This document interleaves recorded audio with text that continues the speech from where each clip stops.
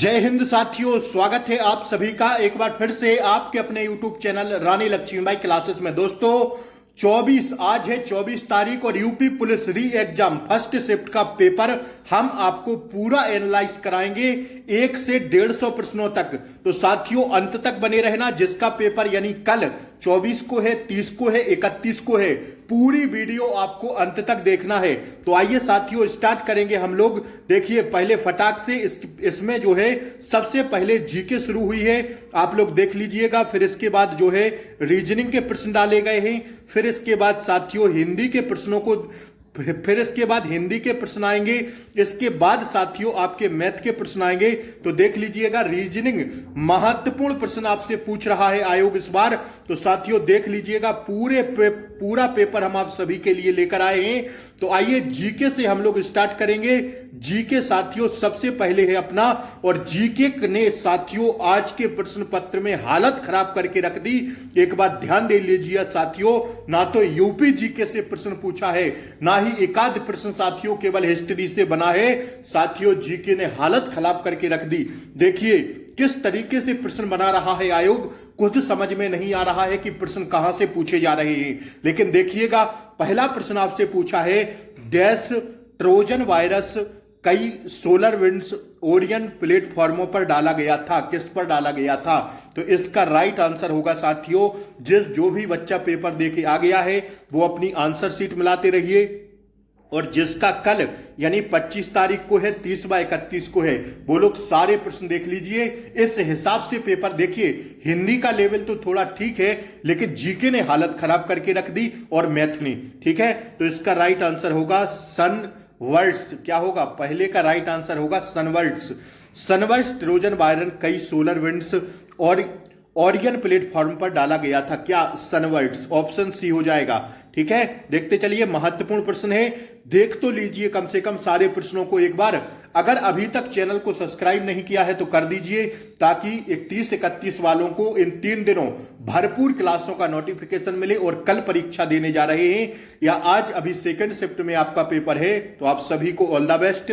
दूसरा प्रश्न है, पृथ्वी के प्रथम सुपर कॉन्वेंट बड़े महाद्वीप का नाम क्या है? इसका राइट आंसर होगा भैया पेंजिया। जो हमें इसका राइट आंसर मिला है वो है साथियों पेंजिया। देखिए हम थोड़ा सॉल्यूशन लेट लेकर आते हैं, लेकिन सटीक जो है सॉल्यूशन लेकर आते हैं। हम भले ही थोड़ा वीडियो बाद में डालें, हमें उससे मतलब नहीं है, लेकिन आप लोगों का नुकसान नहीं होना चाहिए, ठीक है। कौन सा संगठन दुनिया के सबसे गरीब विकासशील देशों को ऋण और अनुदान प्रदान करता है? बताइए। तो इसका राइट आंसर क्या हो जाएगा भैया? कौन सा संगठन दुनिया के सबसे गरीब विकासशील देशों को ऋण और अनुदान प्रदान करता है? इसका राइट आंसर होगा ऑप्शन सी, विश्व बैंक, ठीक है। क्या होगा भैया? विश्व बैंक होगा इसका राइट आंसर। आइए बढ़े हम लोग आगे। वेदों में मानव अधिकार को निम्नलिखित अवधारणा से दर्शाया गया है। कौन सी अवधारणा से दर्शाया गया दोस्तों? समानता की अवधारणा से। ऑप्शन ए होगा इसका राइट आंसर। हर वर्ष किस दिन को विश्व कला के रूप में जाना जाता है? तो 5 का राइट आंसर होगा भैया, किस कला के रूप में जाना जाता है? कि सॉरी हर वर्ष किस दिन को विश्व कला दिवस के रूप में मनाया जाता है? तो साथियों 15 अप्रैल होगा इसका राइट आंसर। कितना होगा? 15 अप्रैल, ठीक है भैया। आइए अगला प्रश्न देखिए क्या पूछा गया है। भारतीय संविधान का अनुच्छेद 352 मुख्य रूप से संबंधित है किससे? तो इसका राइट आंसर होगा राष्ट्रीय आपातकाल की उद्घोषणा से। राष्ट्रीय आपातकाल की उद्घोषणा से भारतीय संविधान का 352 क्या है? महत्वपूर्ण अनुच्छेद था। अब आप लोग 356 और 360 को याद करके जाइएगा, ठीक है भैया। आइए 7वां प्रश्न है दोस्तों, आप सभी लोग एक बार क्लास को लाइक कर दें, आप लोगों के लिए मेहनत की जा रही है, फटाक से एक बार लाइक कर दीजिए। महिलाओं और SC/ST सदस्य समुदायों में उद्यमता को बढ़ावा देने के लिए भारत सरकार द्वारा कौन सा कार्यक्रम शुरू किया गया था? साथियों इसका राइट आंसर होगा स्टैंड अप इंडिया। कौन सा? Stand up India. Option A हो जाएगा राइट आंसर। आइए अगला प्रश्न कह रहा है, विजयनगर साम्राज्य की स्थापना 1336 में किसके द्वारा की गई थी? बताइए। तो भैया यह स्थापना हरिहर और बुक्का के द्वारा की गई थी। किसके? हरिहर और बुक्का के द्वारा। यह प्रश्न हम आपको जीके में कराए थे अपनी क्लास में। मेगा शहर वे शहर हैं जिनकी संख्या डैश डैश डैश से अधिक होती है। तो भैया मेगा शहर वे शहर होते हैं जिनकी संख्या कितनी?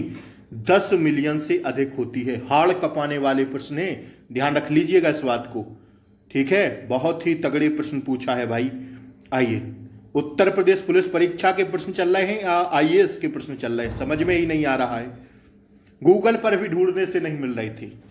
किस भारतीय योजना का उद्देश्य, देखिए हिंदी तो आसान है, आप लोग हिंदी तक बने रहिएगा, हिंदी काफी आसान पूछ रहा है। किस भारतीय योजना का उद्देश्य असंगठित क्षेत्र के श्रमिकों को 60 वर्ष की आयु के बाद न्यूनतम 3000 प्रति माह पेंशन प्रदान करना है? बताइए कौन सा? प्रधानमंत्री श्रम योगी मानधन योजना के अंतर्गत, ठीक है। ऑप्शन ए होगा इसका राइट आंसर। अगला प्रश्न देखिए, द कॉन्सिकल्स ऑफ नर्निया श्रृंखला किसके द्वारा लिखी गई? बताइए। द कॉर्निकल्स ऑफ नर्निया, भारत देश में इतनी किताबें लिखी गई हैं, भैया को यही पूछना था। तो 11 का राइट आंसर हो जाएगा अपना क्या साथियों? C.S. लुइस के द्वारा। किसके द्वारा? C.S. लुइस के द्वारा लिखी गई, ठीक है। आइए, जन्म या आप्रशासन के माध्यम से जनसंख्या में प्रवेश करने वाले लोगों की संख्या का उत्प्रवास या मृत्यु से इसे छोड़ने वाले लोगों की संख्या के बराबर होने वाली स्थिति कहलाती है क्या? तो 12 का राइट आंसर होगा, क्या कहलाती है दोस्तों? शून्य जनसंख्या वृद्धि। ऑप्शन सी हो जाएगा इसका राइट आंसर। बात समझ में आ रही है?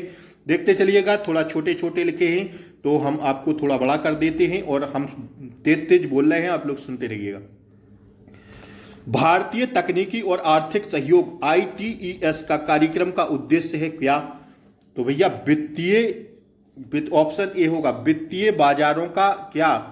विनियमन करना, ठीक है। ऑप्शन ए होगा इसका राइट आंसर। अब इसको देखिए, फंसाया है इस प्रश्न में, किसमें दोस्तों?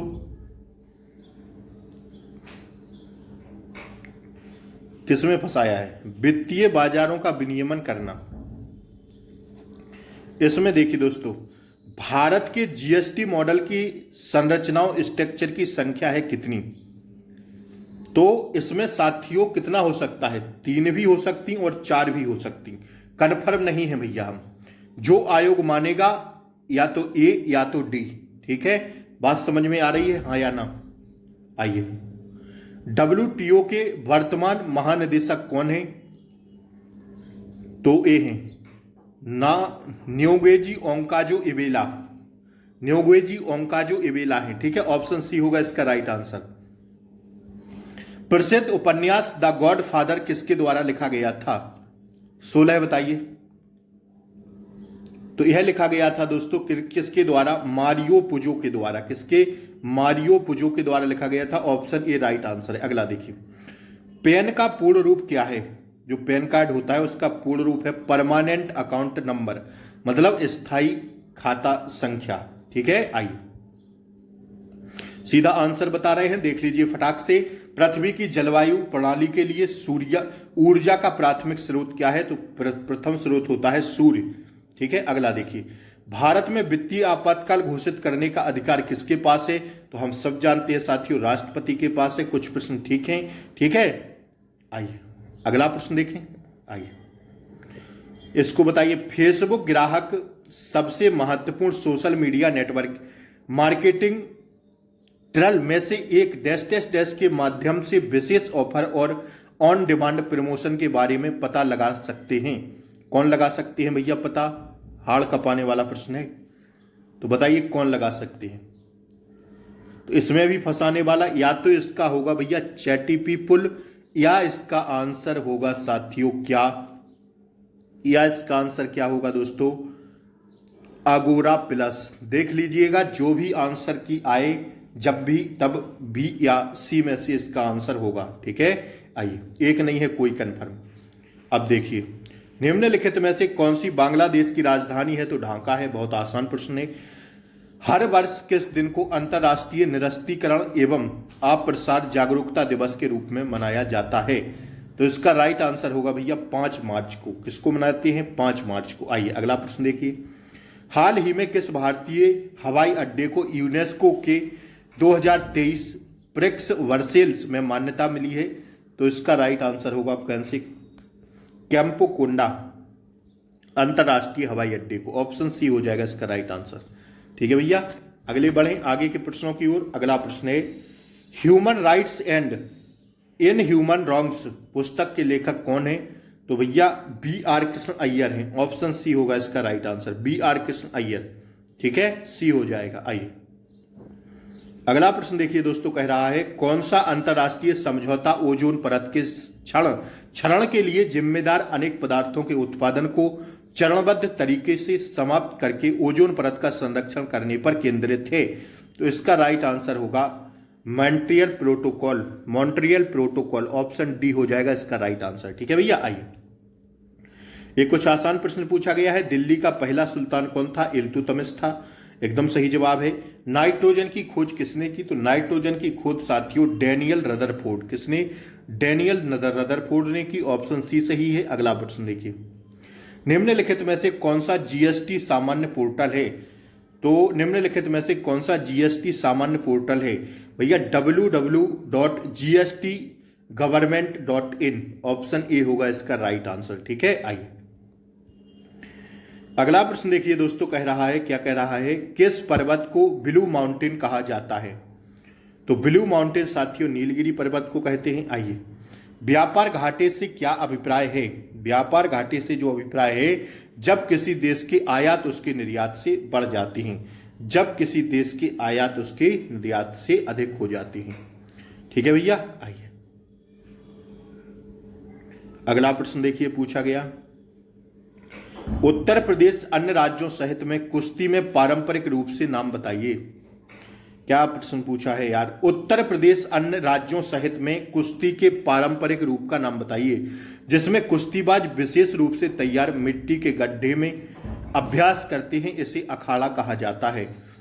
तो किसमें अभ्यास करती हैं? सिलंबस में थोड़ी करती, ना ही इसको कबड्डी कहेंगे, ना ही इसको मलखंड कहेंगे, कुश्ती या पहलवानी ही कहेंगे। ऑप्शन डी होगा राइट आंसर। आइए किस संस्था ने रेत और धूल तूफान कृषि में समन अनुकूलन नीति और जोखिम प्रबंधन उपायों के लिए एक गाइड शीर्षक से रिपोर्ट जारी की? इसका राइट आंसर बताइए क्या होगा? क्या होगा इसका? FAO होगा, FAO। ऑप्शन सी हो जाएगा। बहुत हार्ड जीएस पूछा है यार इस शिफ्ट में। पृथ्वी का एल्बिडो काफी हद तक किससे प्रभावित होता है? बताइए। तो इसमें भी कंफ्यूजन करने वाला प्रश्न है। या तो इसका हो सकता है बादल छा जाने से, मेघाच्छादन करके, या साथियों इसका होगा पृथ्वी की सतह की प्रकृति से। इसका नंबर मिलेगा आपको, बी या सी में से हो सकता है एक कोई। ठीक है, आइए डीएनए की संरचना किसके द्वारा खोजी गई थी? तो ये तो ठीक प्रश्न है, जेम्स वाटसन और फ्रांसिस क्रिक के द्वारा। ठीक है, बी होगा। किस बैंक ने भारत में विमुद्रीकरण का समर्थन किया? तो किस विमुद्रीकरण का? एक कुछ नहीं दिया है भैया, बहुत खतरनाक प्रश्न है। किस बैंक ने भारत में विमुद्रीकरण का समर्थन किया? इसका राइट आंसर हो जाएगा भारतीय स्टेट बैंक ने। किसने? भारतीय स्टेट बैंक। लगा दीजिए। आइए निम्नलिखित में से किस साइबर अपराध में संवेदनशील जानकारी का खुलासा करने के लिए व्यक्तियों को धोखा देना शामिल है? किस में? बताइए। तो ये साथियों फिशिंग में। ऑप्शन डी होगा। फिशिंग से फिर प्रश्न बना है, कल भी बना था। साहित्य में नोबेल पुरस्कार प्राप्त करने वाले भारतीय डैश डैश डैश कौन है? साथियों वो कौन है बताइए? रविंद्रनाथ टैगोर। साहित्य में नोबेल पुरस्कार प्राप्त करने वाले पहले भारतीय रविंद्रनाथ टैगोर हैं। जर्मनी की राजधानी बर्लिन है। एकदम सही है। ठीक है भैया, तो यहाँ जीके के 38 प्रश्न समाप्त हो गए हैं। देखिए सीधा एग्जाम सेंटर से पेपर लेके आए हैं। अगर कुछ थोड़ी बहुत, हम भी इंसान है, मिस्टेक होती है तो उसे संभालने की कोशिश करिएगा। ठीक है भैया, आइए अब हम लोग देखते हैं अगले प्रश्नों को। देखिए रीजनिंग के प्रश्न आपकी स्क्रीन पर चल रहे हैं, देखते चलिए। हिंदी के सॉल्विंग करते हैं हम लोग, इसके बाद रीजनिंग को देखेंगे। आइए देखते चलिए। मैथ भी ठीक पूछा है भाई, टाइम टेकिंग पूछा है। देखते चलिए हिंदी की ओर हम लोग बढ़ रहे हैं। आइए, हिंदी कहाँ से स्टार्ट हो रही है देखिए ना। रीजनिंग में जो हम आपको बताते थे ना कि सीरीज से ज़्यादा प्रश्न पूछेगा, वही किया है भाई। कह रहा है निर्धारित कीजिए कि दिए गए शब्द इसमें से पनिशमेंट में से अक्षरों में से करके नहीं बनाया जा सकता है। तो हम बहुत ये वाले भी बहुत प्रश्न कराए हैं आपको। क्या ये प्रश्न कराते नहीं थे हम आपको? बताइए, निम्नलिखित में से कौन सा जोड़ा अन्य से भिन्न है? भिन्न विषम चिल्लाते चिल्लाते साथियों इतना चिल्लाए हैं कि भिन्न विषम निकालना सीख लीजिए रीजनिंग में, लेकिन पता नहीं आप लोग क्या करते रहे। देखिए आइए, सारे रीजनिंग के प्रश्न हैं।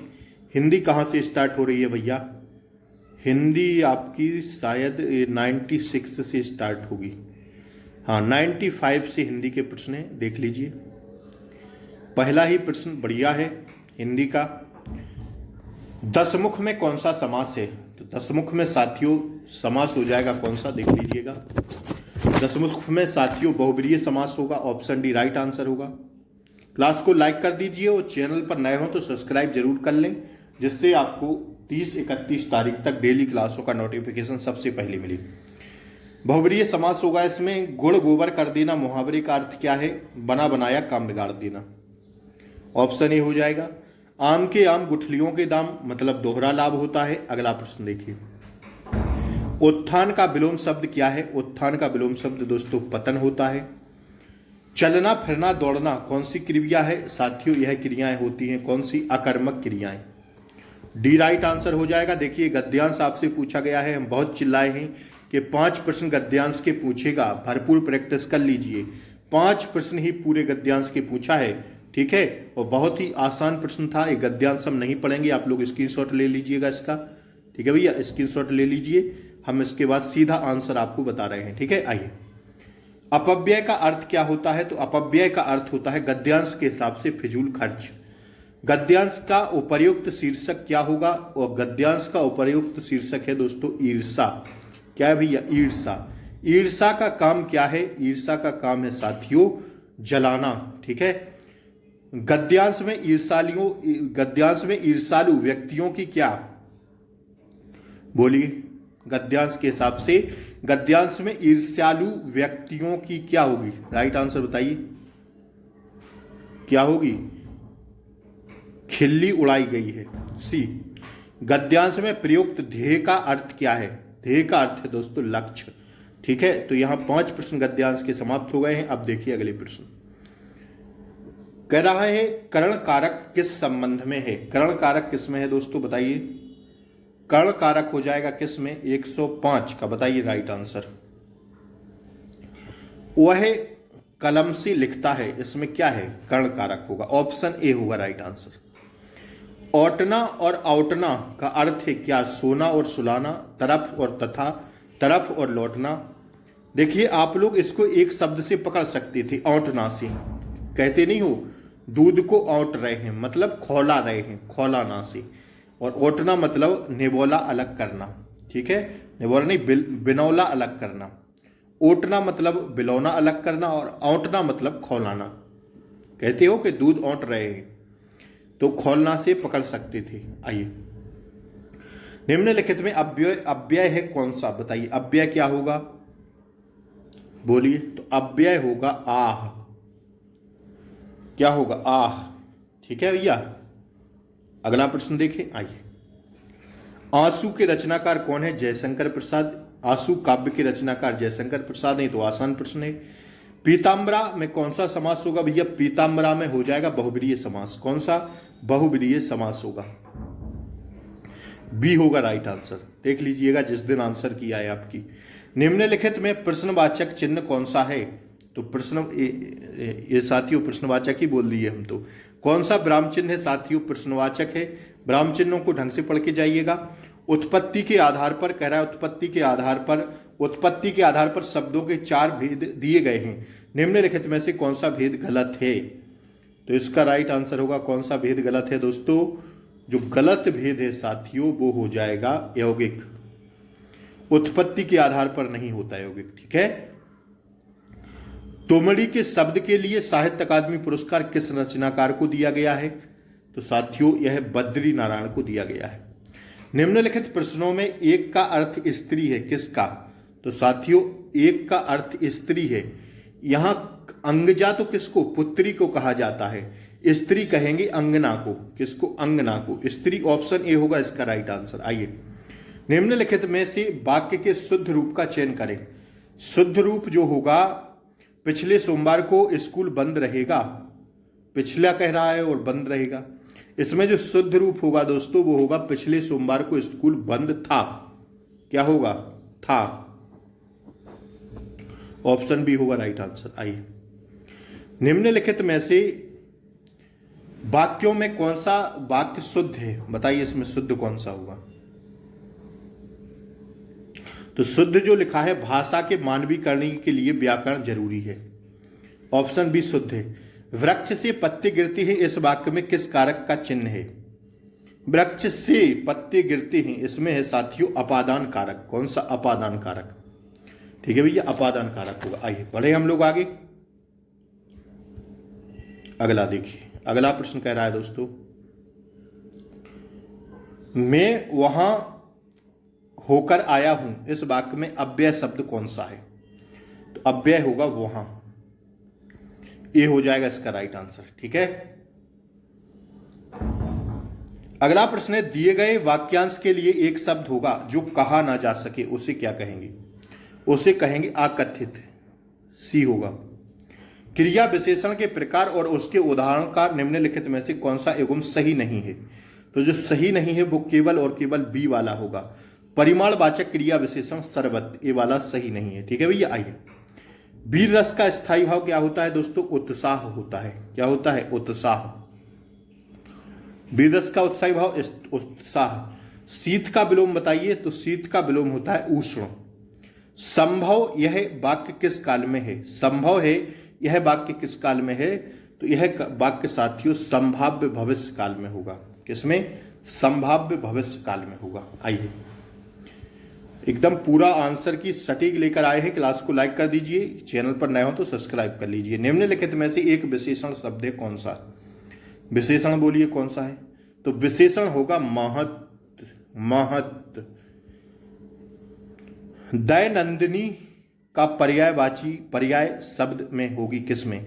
दैनंदिनी का पर्याय निम्न में से होगा किसमें, बताइए। तो दैनंदिनी का होगा दैनिकी। ठीक है भैया। सुहाग के नूपुर के रचयिता है कौन, बताइए। सुहाग के नूपुर के रचयिता कौन है साथियों, अमृतलाल नागर हैं। ऑप्शन डी होगा राइट आंसर। श्रुति सम शब्द युग्म की भिन्न अर्थ वाली जोड़ी को पहचानिए। तो भिन्न अर्थ वाली है साथियों कौन सी, कौन सी होगी, कुल और कूल। ऑप्शन सी होगा राइट आंसर। श्रृंगार रस का स्थायी भाव क्या होता है। तो इसमें रति नहीं दिया है, प्रेम दिया है, तो ऑप्शन सी राइट आंसर हो जाएगा। महान शब्द का स्त्रीलिंग क्या होगा। महान शब्द का स्त्रीलिंग होगा महती। क्या होगा भैया, महती। महान का महोदया थोड़ी होगा, महोदया नहीं महती होगा, स्त्रीलिंग पूछा है ना। 2013 में मिलजुल मन उपन्यास के लिए साहित्य अकादमी पुरस्कार किसे दिया गया है। किसे दिया गया बोलिए। तो यह दिया गया है भैया किसे, मृदुला गर्ग को। यह प्रश्न हम आपको साहित्य हिंदी में कराए थे। निम्नलिखित में से कौन सा वर्ण महाप्राण का उदाहरण है, बताइए। तो महाप्राण का उदाहरण है दोस्तों वाह। निम्नलिखित में से कौन सा शब्द तत्सम है। तो तत्सम है साथियों अग्र, बाकी ये तीनों तद्भव है। तो साथियों यहाँ आपकी हिंदी भी समाप्त हो गई है। अब ये फटाक से मैथ के प्रश्न देख लीजिए सारी, फिर इसके बाद हम आपको मैथ और रीजनिंग का सॉल्यूशन रात में 8 बजे कराएंगे। ठीक है, तो देख लीजिएगा, पेपर फटाक से पूरा देख लीजिएगा। ठीक है, सारे प्रश्न मैंने आपको करा दिए, लगभग 75 प्रश्न जो जरूरी थे आप लोग मिला लीजिएगा अपने। ठीक है, रीजनिंग हम लोग सॉल्यूशन बाद में करेंगे। और आप ज़्यादा से ज़्यादा क्लास को शेयर कर दीजिए दोस्तों। ठीक है, क्लास अच्छी लगी हो तो लाइक शेयर सब्सक्राइब जरूर करें चैनल को। ठीक है भैया, ये सब जीएस के प्रश्न थे, मैंने आपको सारे प्रश्न करा दिए और आज का पेपर यहाँ समाप्त हो गया। ठीक है भैया, आज ही का पेपर था जो समाप्त हो गया। तो जय हिंद, फिर मिलते हैं अगली क्लास में। तब तक के लिए जय हिंद, टेक केयर, बाय बाय साथियों, नमस्कार।